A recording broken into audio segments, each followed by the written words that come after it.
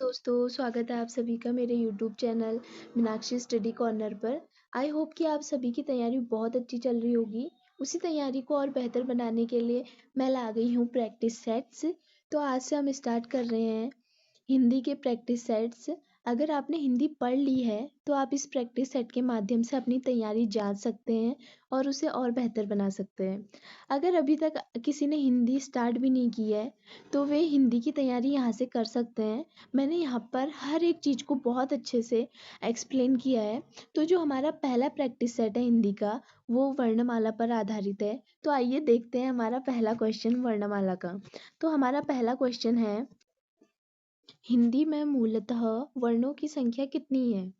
तो जो हमारी हिंदी में वर्णों की संख्या है वो है 52।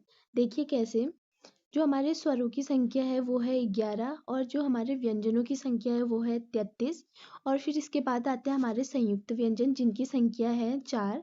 और हमारे संयुक्त व्यंजन है श, त्र, ज्ञ और स्र। ठीक है, आई होप कि आप ये समझ गए होंगे। और इसके बाद आते हैं हमारे उत्क्षिप्त व्यंजन जिनकी संख्या है हमारी 2, अड़ा और अढ़ा। और इसके बाद आते हैं हमारे अयोगवाह जिनकी संख्या है 2 और इनके आप नाम जान लीजिए। इसे हम कहते हैं अनुस्वार और इसे हम पढ़ते हैं विसर्ग।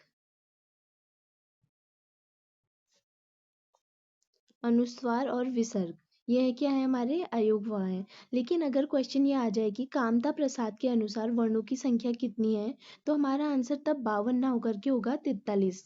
ठीक है, अब आते हैं हम अपने दूसरे क्वेश्चन पर। हमारा दूसरा क्वेश्चन है, भाषा की सबसे छोटी इकाई को क्या कहा जाता है? जो हमारी भाषा की सबसे छोटी इकाई है उसे क्या कहा जाता है? देखिए, जैसे मैं बोल रही हूँ, ये क्या है, यह क्या है, एक भाषा है। ठीक है, अब कोई अंग्रेजी में बोल रहा है तो वो भी क्या है, एक भाषा है।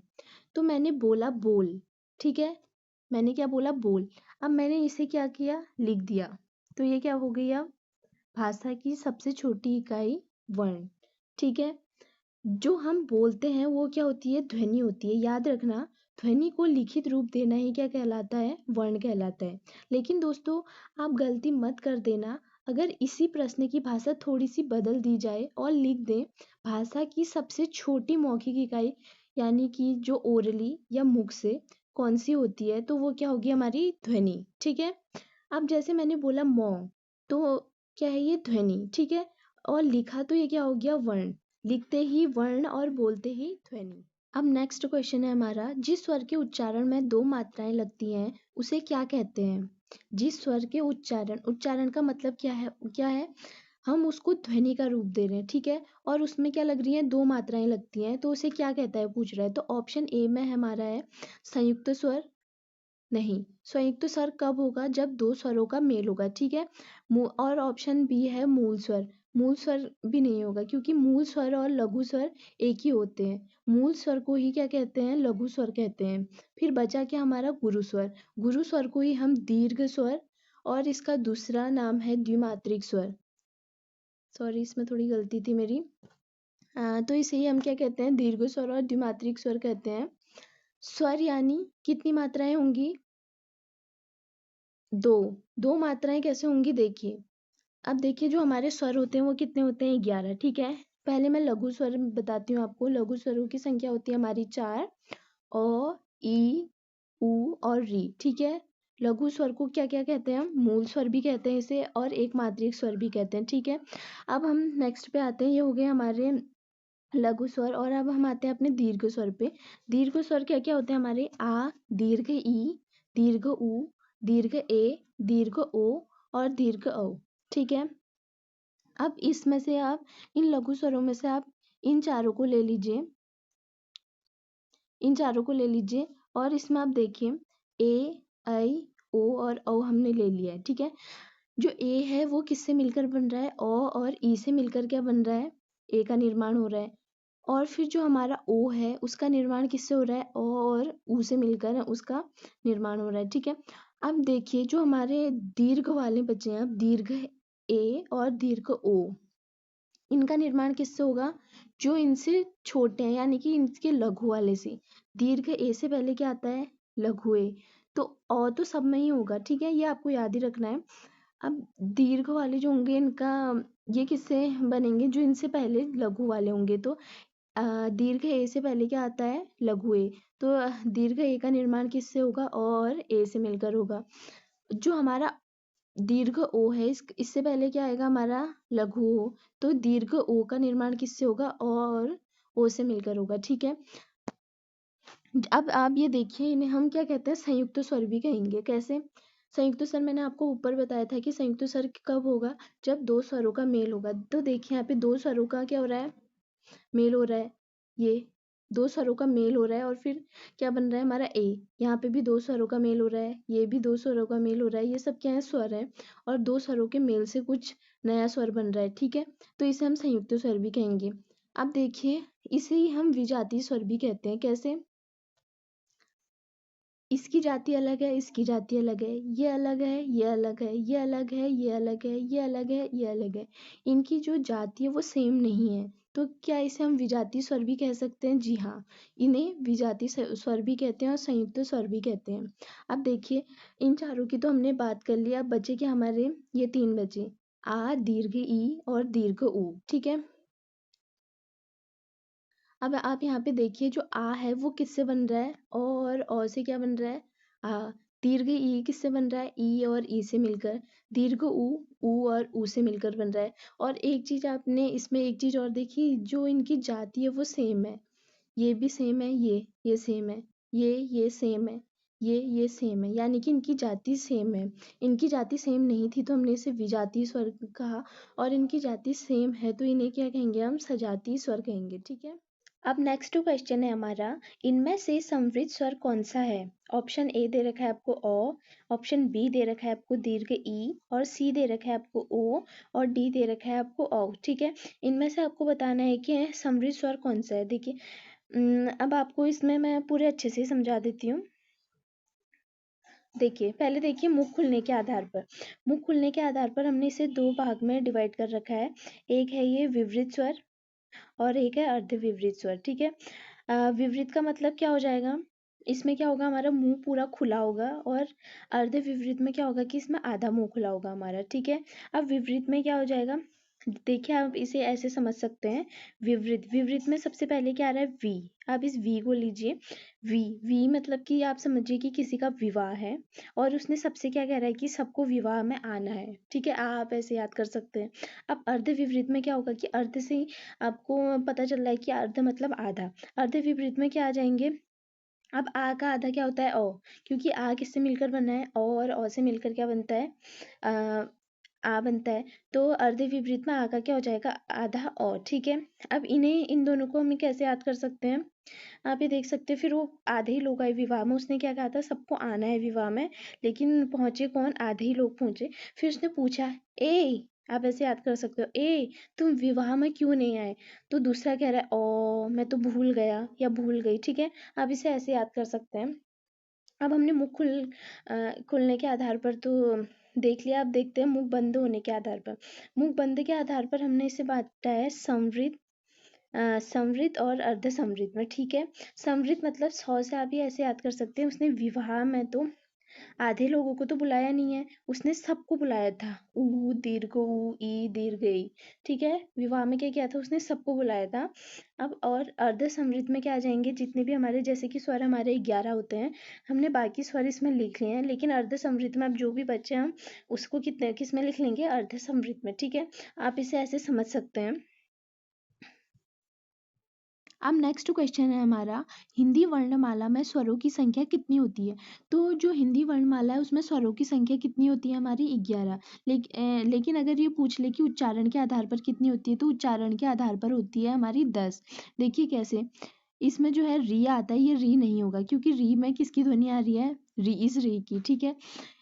लेकिन ये री क्या है? एक व्यंजन है, ठीक है। इसलिए हिंदी के विशेषज्ञों ने, जो हिंदी निर्देशालय है, कहता है कि 1983 के अनुसार कि जो री ध्वनि है उसको उच्चारण के आधार पर स्वरों में नहीं गिना जाएगा। इसे क्या है कि इसे स्वरों में नहीं गिना जाएगा, इसीलिए उच्चारण के आधार पर जो हमारे स्वरों की संख्या होती है वो कितनी होती है? 10 होती है। अब नेक्स्ट क्वेश्चन है हमारा, जो ध्वनियाँ ना स्वर है ना व्यंजन है इन्हें क्या कहते हैं? ठीक है, अब हमें वो बताना है, वो ध्वनियाँ बतानी है जो ना स्वर है, ना वो स्वर में आएंगी ना व्यंजन में आएंगी। ठीक है, इन्हें क्या कहेंगे? देखिए, स्वरों की संख्या हमारी कितनी हो गई? 11। और व्यंजनों की संख्या हमारी कितनी हो गई? 33। और इसके बाद आते हैं हमारे उच्छिष्ट व्यंजन। उच्छिष्ट व्यंजनों की संख्या कितनी होगी हमारी? 2। इसके बाद आते हैं हमारे संयुक्त व्यंजन। संयुक्त व्यंजनों की संख्या कितनी है हमारी? 4। ठीक है, अब ना ये इसमें आनी चाहिए, ना ये व्यंजन में आनी चाहिए, ना ये उच्छिष्ट व्यंजन में आनी चाहिए, और ना ही ये किस में आनी चाहिए? हमारे संयुक्त व्यंजन में आनी चाहिए। देखिए, 11, 33, 2 और 4 ये मिला के कितने हो गए? 50। तो अब वो दो कौन से हैं ये हमें बताने हैं। वो दो कौन से होंगे हमारे? आयोग वाह। क्या क्या हो गए हो? अनुस्वार और विसर्ग। ठीक है, ये क्या? ये वो ध्वनियां हैं जो ना स्वर में आती है और ना ही क्या व्यंजन में आती हैं। अब नेक्स्ट क्वेश्चन है हमारा, इनमें से कौन सा व्यंजन संयुक्त व्यंजन का उदाहरण है? तो हमें यहाँ पे 4 ऑप्शन दे रखे हैं और हमने पूछ रखा है कि इनमें से कौन सा है संयुक्त व्यंजन। ठीक है, तो सबसे पहले हमें ये पता होना चाहिए इसके लिए कि संयुक्त व्यंजन कौन कौन से होते हैं। ठीक है, संयुक्त व्यंजन जो होते हैं उनकी संख्या कितनी होती है? 4 होती है। और वे कौन कौन से होते हैं? श, त्र, ज्ञ और स्र। ठीक है, जो श है ये किससे मिलकर बनता है? क के नीचे हलंत लगा है और ये किससे बनेगा? और श से। ठीक है, ये श बनेगा। और जो त्र है वो किससे बन रहा है? त और र से। ठीक है, और इसी तरह जो ज्ञ है वो बन रहा है ज और य से। ठीक है, और जो स्र है वो बन रहा है स और र से। ठीक है, लेकिन ये तो हमें पता है कि श किससे बनता है? क और स से। लेकिन कभी कभी कभी परीक्षा में ही आ जाता है कि श किससे बनता है, और आपको 2-3 ऐसे एग्जाम्पल मिल जाए कि पहला एग्जाम्पल आपको ये मिल जाए कि क है, क के नीचे हलंत लगा है, फिर स है, फिर स के नीचे हलंत नहीं है, और फिर है यहाँ पे अ। ठीक है, और पहला ऑप्शन ये हो गया आपका। और जो दूसरा ऑप्शन आपको मिल जाता है, इसके नीचे हलंत लगा है, फिर स है, स के नीचे भी क्या लगा है? हलंत लगा है, अब है अ। ठीक है, तो आप कौन सा ऑप्शन सही होगा आपका? दोनों तो सेम ही लग रहे हैं, लेकिन हमारा ऑप्शन बी सही होगा। क्यों? क्योंकि जब तक इसके नीचे हलंत लग रहा है तब तक हम इसे आगे बढ़ा सकते हैं। देखिए, अब यहाँ पे 100 के नीचे हलंत नहीं लगा है तो हमें इसे आगे बढ़ाने की ज़रूरत नहीं थी, ये इतने में ही ठीक था। ठीक है, आप समझ गए होंगे। अब देखिए, नेक्स्ट क्वेश्चन है हमारा, हिंदी शब्दकोश में श का क्रम किस वर्ण के बाद आता है? ठीक है, तो हमें यहाँ पे 4 ऑप्शन दे रखे हैं, जिसे भी इसका आंसर पता है वो कमेंट में बता देना। ठीक है, और आपके लिए मैंने यहाँ पे व्यंजन क्रम पूरा लिख लिया है क से ह तक। तो हमें यहाँ पे क्या पूछा है? श का क्रम किस वर्ण के बाद आता है ये पूछ रहा है। तो श क्या है? एक संयुक्त व्यंजन है। ठीक है, अब संयुक्त व्यंजन कितने बताए थे मैंने आपको? 4 होते हैं। ठीक है, पहले हम उन्हें लिख लेते हैं कौन कौन से होते हैं। एक तो हो गया हमारा श, दूसरा हो गया हमारा त्र, तीसरा हो गया हमारा ज्ञ, और चौथा हो गया हमारा स्र। ठीक है, अब देखिए, श किससे मिलकर बन रहा था हमारा? क और स।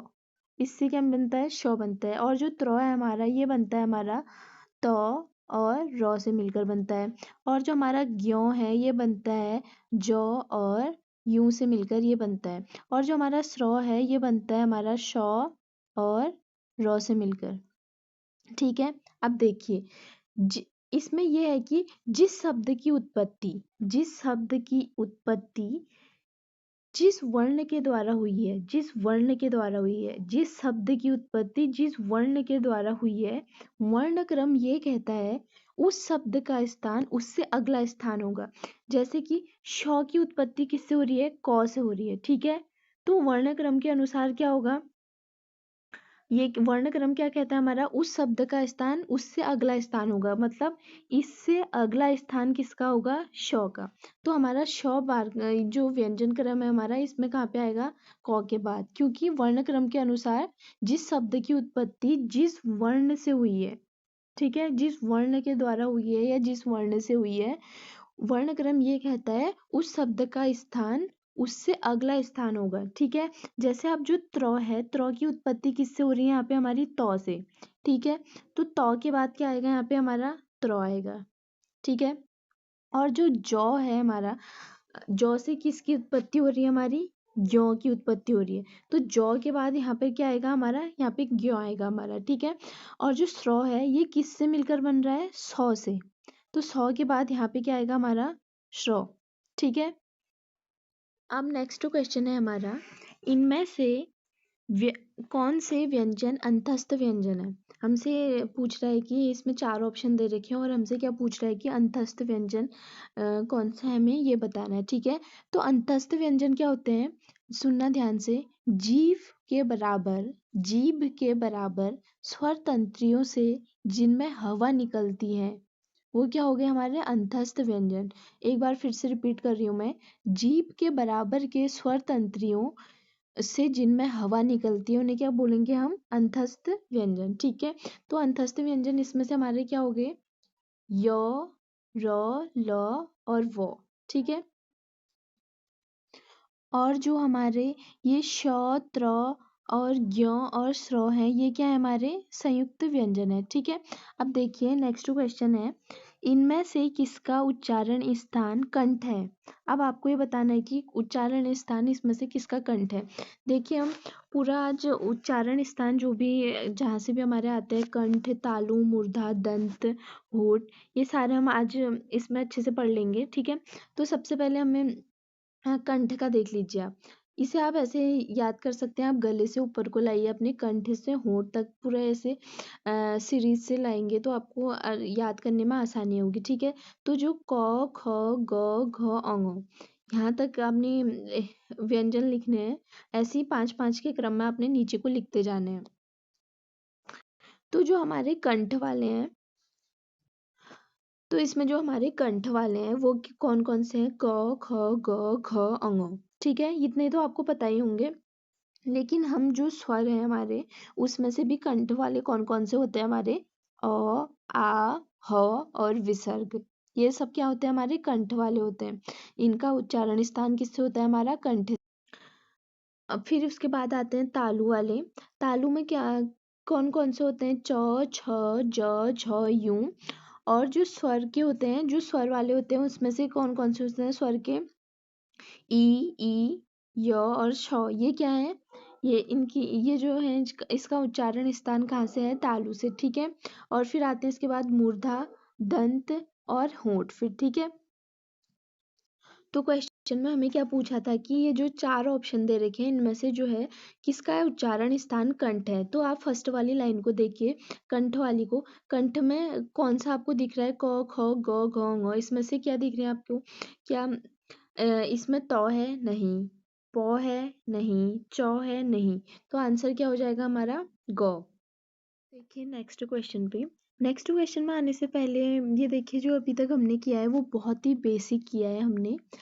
अब यहाँ से जो मैं क्वेश्चन लाई हूँ इससे पता चलेगा कि हिंदी में किसकी कितनी तैयारी हो रखी है, ठीक है। तो हमारा जो नेक्स्ट क्वेश्चन है वो है हमारा, ग, ज, छ, च और ट, इनमें तालव्य, महाप्राण और घोष वर्ण कितने हैं, हमें ये बताने हैं, ठीक है। तो सबसे पहले अगर ये पेपरों में भी आएगा तो हमें ये सब एक साथ में नहीं करना है, हमें एक एक करके चलते रहना है, ठीक है। जैसे इसमें सबसे पहले हमसे क्या पूछ रखा है, हमसे सबसे पहले इसमें पूछ रखा है कि तालव्य, ठीक है। हमसे पहले क्या पूछ रखा है, तालव्य। तो पहले हम देखते हैं तालव्य कौन कौन से थे हमारे, ऊपर हमने किया, देखिए दूसरी वाली लाइन क्या है, तालव्य यानी कि तालु, ठीक है, इसे ही हम तालव्य भी कहते हैं। तो पहले हम ये लाइन लिख लेंगे तालव्य वाली। तालव्य वाली लाइन क्या क्या है हमारी, ये है सॉरी, च, छ, ज, छ और ये हो गया हमारा यू, ठीक है। ये हमारी तालव्य वाली लाइन होगी। अब इसमें हमें ये जो दे रखा है ग, ज, छ, च, ट, इनमें से हमने ये बताना है पहले तालव्य वाले कौन से हमारे, पहले हम सॉल्व करेंगे इसको तालव्य को, ठीक है। देखिए तालव्य च है, हाँ च तो है, छ भी है, ज भी है, छ भी है, ठीक है। इसमें से क्या क्या नहीं है हमारे, ग नहीं है, तो ग को हम पहले कट कर देंगे, ठीक है। जौ है और हम इसमें से और टॉ को कट कर देंगे, ठीक है। ये दोनों तो कट हो गए, ठीक है। अब ये हमने तालव्य का कर लिया है पूरा। अब हम इसके बाद आते हैं महाप्राण में, ठीक है। महाप्राण क्या होते हैं हमारे, जो हमारी ये लाइन है जो हमने लिखे हैं चौ छ जौ झ यूं, तो इसकी जो दूसरी और चौथी लाइन है उसे क्या कहेंगे हम, महाप्राण। दूसरी और चौथी लाइन कौन सी है इसकी, देखिए 1 2 3 4 और ये कौन सी हमारी 5, ठीक है। तो देखिए इसमें से कि दूसरी दूसरी लाइन में क्या है हमारा, दूसरी और चौथी लाइन क्या है, महाप्राण की, ठीक है। तो दूसरी लाइन क्या है हमारी, देखिए छ, तो इसमें छ है, तो छ तो सेफ है, ठीक है। और चौथी लाइन क्या है हमारी, झ, झ तो इसमें है नहीं। तो इसमें क्या ये दो अब कट हो गए हैं, अब बचा क्या हमारे पास, सिर्फ छ। लेकिन अभी ये कंप्लीट नहीं हुआ है, इसमें एक चीज और पूछ रखा है कि घोष, घोष वर्ण कितने हैं। तो देखिए घोष क्या होते हैं हमारे, तीसरी चौथी और पांचवी लाइन क्या होती है हमारी, घोष। तो क्या तीसरी लाइन में क्या छ है, नहीं है। चौथी लाइन में छ है, पांचवी लाइन में छ है, इनमें से किसी लाइन में छ नहीं है। तो इसका आंसर हो जाएगा हमारा ऑप्शन ए, 0। जो हमसे पूछा था कि गौ जौ छ चौ टौ, इनमें तालव्य महाप्राण घोष वर्ण कितने हैं, तो इसका आंसर ए हो जाएगा 0, इसमें से कोई नहीं है, ठीक है। अब देखिए नेक्स्ट क्वेश्चन, नेक्स्ट क्वेश्चन है हमारा, इनमें से किसका उच्चारण स्थान ओष्ठ है, ठीक है। ओष्ठ में मतलब होंठ, ठीक है। कौन सी वाली लाइन आएगी हमारी, लास्ट वाली, ठीक है। कौन सी वाली, ये आएगी हमारी लाइन प फ ब भ और म वाली, ठीक है। देखिए ग त च, ये तो हमारे इसमें है ही नहीं, ठीक है। ये इस लाइन में आ ही नहीं रहे, तो हमारा आंसर क्या हो जाएगा, प, ठीक है। ये तो बहुत इजी था। अब हमारा नेक्स्ट क्वेश्चन है, नेक्स्ट क्वेश्चन की तरफ चलते हैं। नेक्स्ट क्वेश्चन हमसे पूछा है, मूर्धन्य अल्प प्राण अघोष व्यंजन वर्ण का उदाहरण कौन सा है, ठीक है। पहले हमसे क्या पूछा है, सबसे पहले मैंने क्या कहा था, एक एक करके हम सॉल्व करेंगे, एक साथ पूरा नहीं करेंगे। सबसे पहले हमसे पूछा है मूर्धन्य, मूर्धन्य यानी कि कौन सी वाली लाइन होगी हमारी, टॉ ठ डॉ वाली, ठीक है। तो सबसे पहले हम ये लिख लेंगे, क्या कौन सी वाली लाइन होगी हमारी, टॉ ठ ड ढ और अण, ठीक है। ये हमने लिख लिया है। तो ये क्या हो गया, ये हमारे क्या हो गए, मूर्धन्य, ठीक है। अब मूर्धन्य में से हमें देखना है कि इसमें जो हमें चार ऑप्शन दे रखे प ड ट च, इसमें से हमने पहले मूर्धन्य हमने सेलेक्ट करने हैं। तो क्या टॉ है, टॉ, हाँ टॉ तो ठीक है, ये है। और डॉ है, ठीक है। और प और चौ ये नहीं है, ठीक है। तो ये तो इसमें से कट गए हैं, दो ऑप्शन ये कट गए, तो बचे क्या अभी हमारे पास, डॉ और टॉ, ठीक है। अब हमने इसमें ये नेक्स्ट क्या पूछ रहा है, अल्प प्राण। अल्प प्राण कौन सी वाली लाइन होती है हमारी, 2 3 4 5। तो देखिए अब अल्प प्राण कौन सी वाली होती है हमारी, 1 3 और जो हमारा होता है 5, ये क्या होते हैं हमारे अल्प प्राण, ठीक है। अब इनमें से हमने देखना है कि अल्प प्राण कौन कौन से हमारे, टॉ, टॉ सुरक्षित है अभी भी हमारा, और डॉ, ठीक है। इसमें तो ये कुछ हमें पता नहीं चल पाया। हाँ, अब नेक्स्ट पे आते हैं हम अघोष पे। अघोष कौन सी लाइन होती है हमारी, पहली और दूसरी लाइन, ठीक है। तो क्या इसमें पहली और दूसरी लाइन में है, नहीं।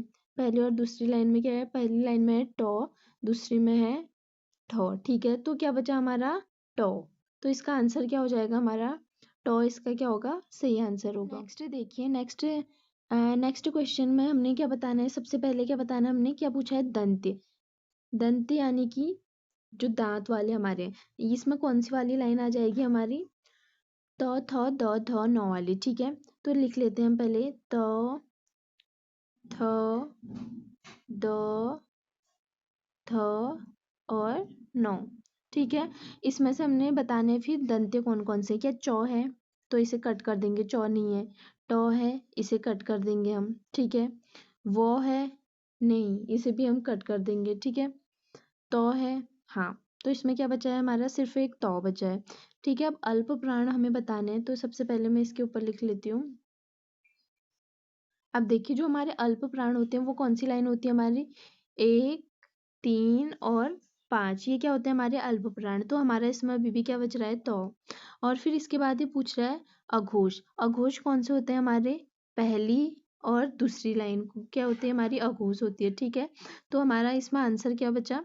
तो तो में क्या आ रहा है कि अल्प प्राण भी है, ये अघोष भी है और दंती भी है, तो ऑप्शन डी क्या हो जाएगा इसका राइट आंसर हो जाएगा। नेक्स्ट क्वेश्चन है हमारा, इसमें हमने क्या बताना है? ओष्ठ अल्प प्राण घोष वर्ण का उदाहरण कौन सा है ये बताना है हमने इन चार ऑप्शन में से। ओष्ठ यानी कि ये कौन सी लाइन पूछ रहा है हमसे? प फ ब भ वाली। ठीक है, तो सबसे पहले हम ये लिख लेंगे प फ ब भ और मो। ठीक है, ये ऐसा हमने लिख लिया। अब देखिए इसमें क्या क्या है? भ ये भी ओष्ठ है, ऑप्शन बी में दे रखा है ब ये भी ओष्ठ है, और प ये भी ओष्ठ है, और फ जो है ये भी ओष्ठ है। ठीक है, तो इससे हमारा कुछ भी सॉल्व नहीं हो रखा है। तो हम सेकंड में आते हैं इसमें अल्प प्राण में।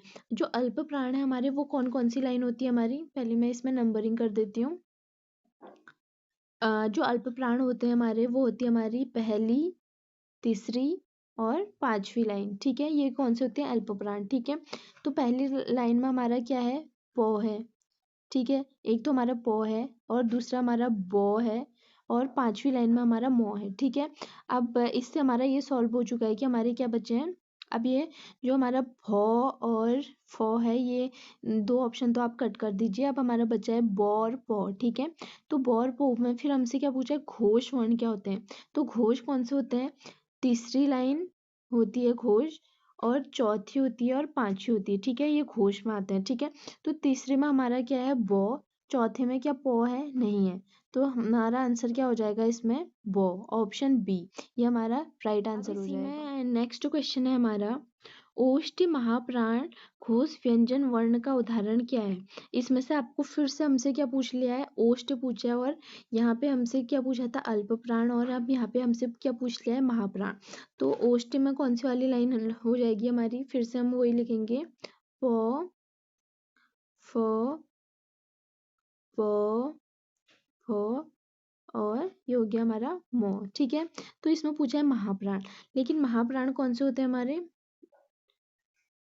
महाप्राण होते हैं हमारे दूसरी लाइन और चौथी लाइन। ठीक है, पहले हमें ओष्ठ इसमें से सिलेक्ट करना है। ओष्ठ क्या वो है इसमें?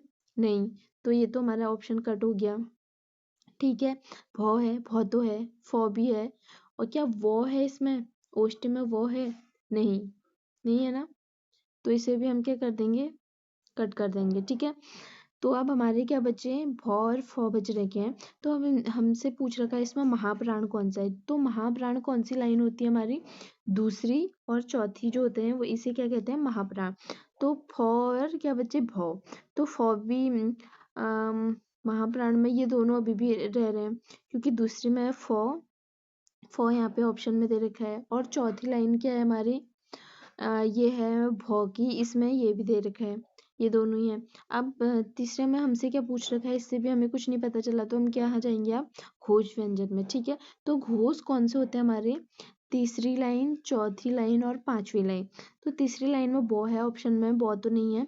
ठीक है, और चौथी लाइन क्या है हमारी? चौथी लाइन हमारी भौ, और पांचवी क्या है? मो। तो हमारा क्या बचा? Option B. ऑप्शन बी जो है ये राइट आंसर हो जाएगा हमारा। आई थिंक जो हमारी वीडियो है वो बहुत लंबी हो गई है, तो वर्णमाला का फर्स्ट पार्ट इसमें कवर कर लेते हैं और सेकंड पार्ट हम सेकंड वीडियो में कवर कर लेंगे। तो अगर आपको ये पार्ट पसंद आया हो तो आप प्लीज़ एक लाइक कर देना और चैनल को सब्सक्राइब कर देना। Thank you.